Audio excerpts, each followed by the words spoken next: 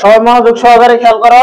আজকে আমরা আলোচনা করব নবম দশম উচ্চতর গণিত অনুশীলনী 14 সম্ভাবনা। দেখো এই অধ্যায়ের অনুশীলনী 13 নম্বর অঙ্কটা সমাধান করার চেষ্টা করব। তাহলে 13 নম্বর অঙ্কটা আমাদের কি বলছে, একটি মুদ্রা ও একটি ছক্কা নিক্ষেপ ঘটনার প্রবাবিলিটি ঠিক করতে হবে। অঙ্কন একটি মুদ্রা ও একটি ছক্কা নিক্ষেপ ঘটনার প্রবাবিলিটি ট্রি অঙ্কন। এখন এটাতে কিন্তু ও লাগাই দিছে। দেখো একটি প্রথম বলছে মুদ্রা নাকি, এরপর বলছি ও, এরপর কি ছক্কা। একটি মুদ্রা ও ছক্কা নিক্ষেপ করতে হবে। তাহলে এটা করলে আমাদের কি, প্রথমে আমাদের কি করতে হবে, মুদ্রা নিক্ষেপ করতে হবে। প্রবাবিলিটি কিভাবে অঙ্কন করতে হয় সবগুলো আমি একদম বিস্তারিত বলবো, তোমরা তো জানো না তাই না। আচ্ছা দেখো, তাহলে আমাদের প্রথমে লিখতে হবে কি, একটি মুদ্রা ও একটি ছক্কা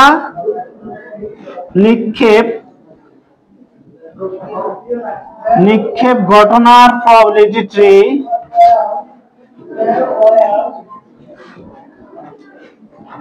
প্রবাবিলিটি ট্রি লিখলাম, ঠিক আছে, সংক্ষেপে লিখলাম। প্রবাবিলিটি অঙ্কন করা হলো,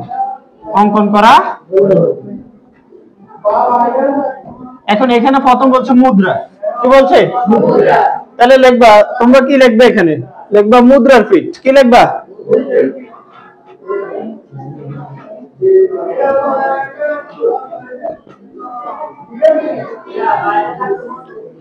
এরপরে ঘর দিবে এভাবে।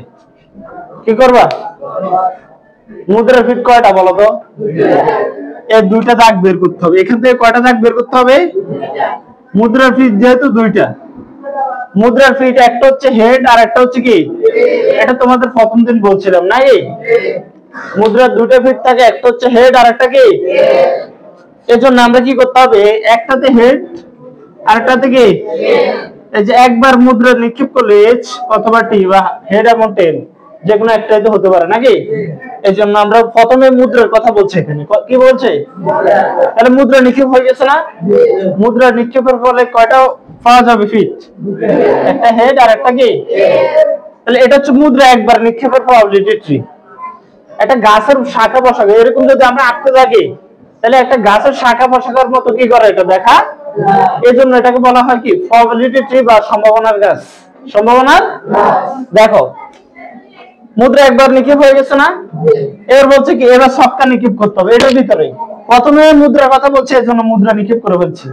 এবার বলছে একটি ছক্কা, বলো তো ছক্কার ফিট কয়টা, ফিট গুলা কি কি, 1 2 3 এবার 6 পর্যন্ত না। তার মানে কি, এবার কি করতে হবে, এখানে যদি মুদ্রার ফিট দুইটা থাকার কারণে আমরা কয়টা দাগ বের করছি বলো তো, যদি ছক্কার ফিট কয়টা, তাহলে আমরা কয়টা দাগ বের করতে হবে, প্রত্যেকটা থেকে 6টা দাগ বের করতে হবে। তার মানে এখান থেকে কয়টা দাগ বের করব না, একটা থেকে 6টা দাগ বের করতে হবে।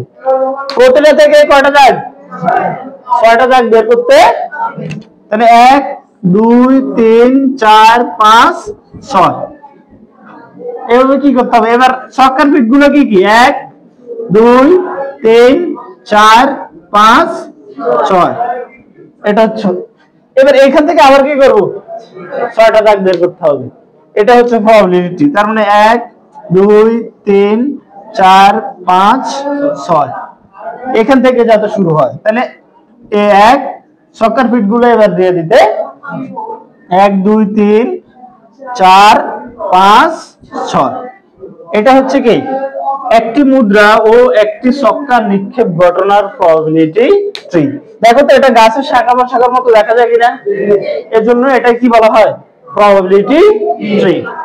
সবাই এটা বুঝছো তো নাকি।